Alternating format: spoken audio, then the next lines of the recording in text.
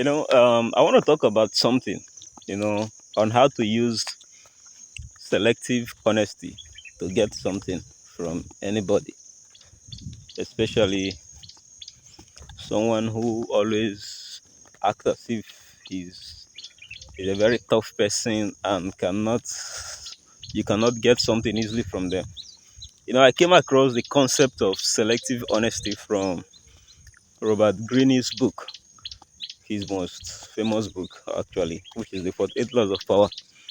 In one of the laws, he talked about using selective honesty.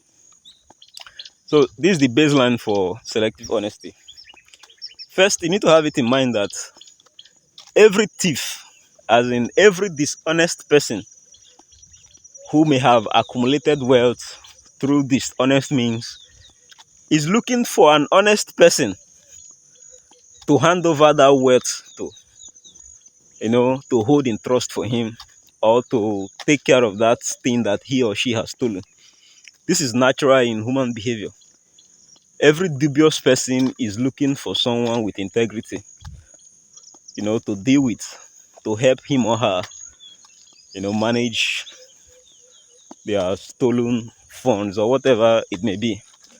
So if you want to position yourself to be able to get something from that person, then you need to learn how to use selective honesty.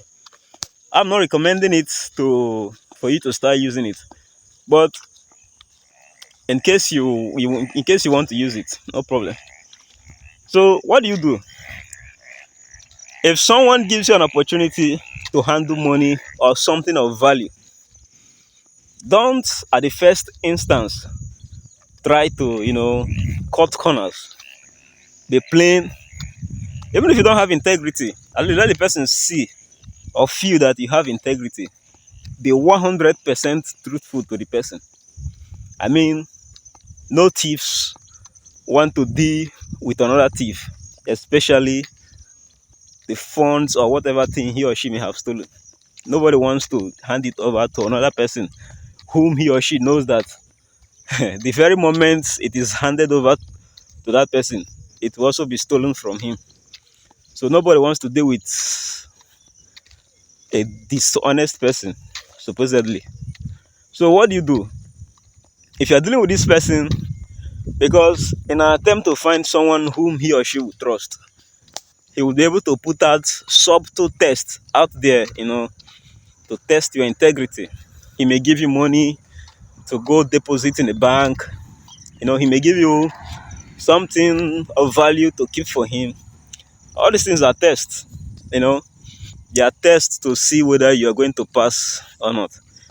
And as you pass each test, you are gaining a place in his heart. I kid you not, you are gaining a place in his heart.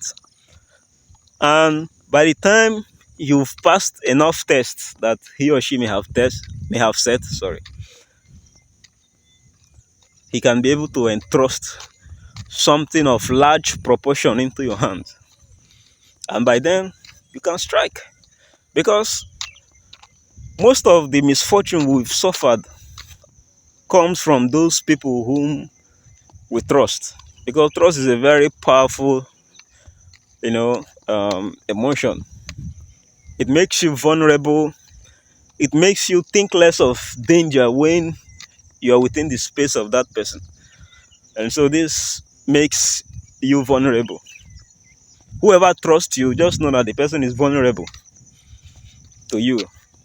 So that is how to use selective honesty, especially if you want to use dubious means to get things. So use selective honesty, build trust, and this is what scammers do. When a scammer meets you for the very first time, he or she wants to build trust with you. The moment that trust is established, he can sap you to death. You would only realize that the person is taking advantage of you when it is too late. So trust is powerful.